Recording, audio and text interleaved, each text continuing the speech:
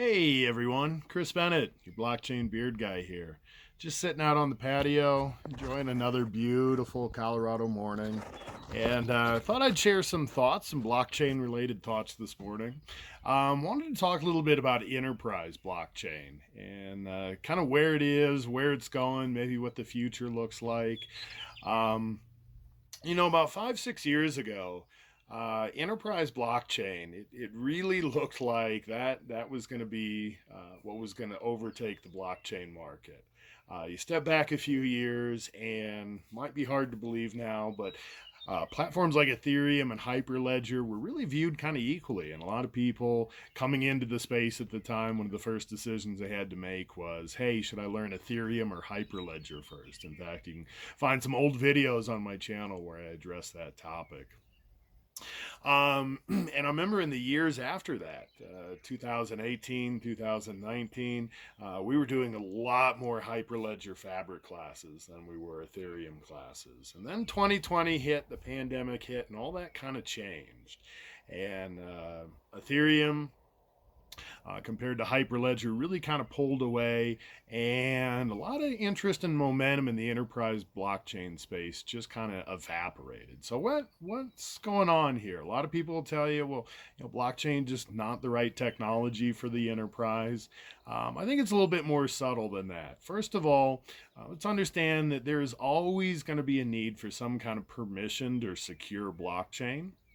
It's great to have blockchains that are about openness and transparency, but most of the claims in the world that we want to be open and transparent about have a lot of important supporting data that maybe needs to be kept secure or private. A great example of this is an election. If you want to be able to open and transparently state this many people cast a vote for this particular candidate in this election, that's a great thing to be able to say. But then you're going to need to keep some information that really is nobody's business except for a very small number of people, such as how did you as an individual vote in that election?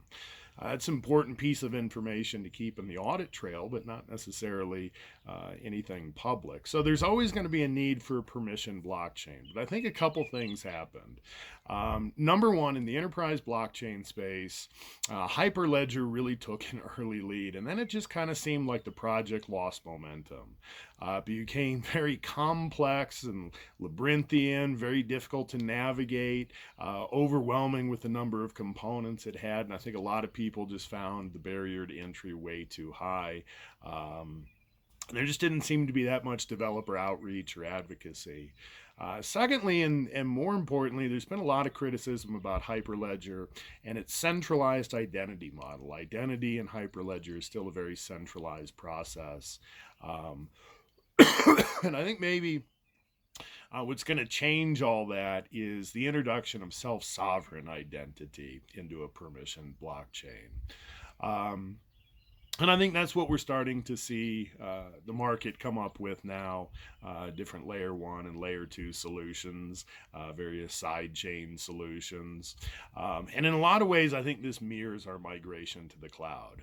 If you think back to the early days of the cloud, if you remember back that far, at first, cloud was an absolutely insane proposition.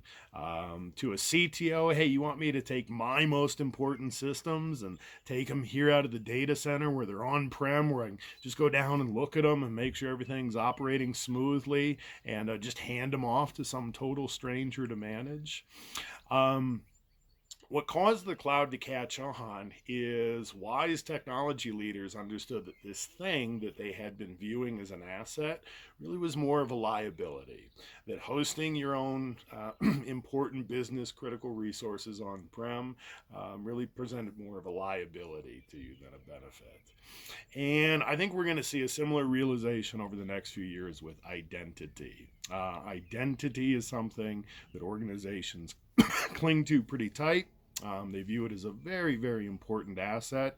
But look how much organizations are spending to safely and securely manage identity. Look at the cost of identity and data breaches every year. Once savvy business leaders understand that managing identity is more of a liability than an asset, I think we're going to see a similar kind of migration. So, is the future of enterprise blockchain over? Not by a long shot. In my mind, it's just getting started. So, would love to hear what you guys think. What do you think the future of the market looks like? Is enterprise blockchain dead? Is it just getting started? Is it something in between? Anyway, hope you guys are having an awesome week. This is Chris Bennett, your blockchain beard guy. Until next time, be good to each other.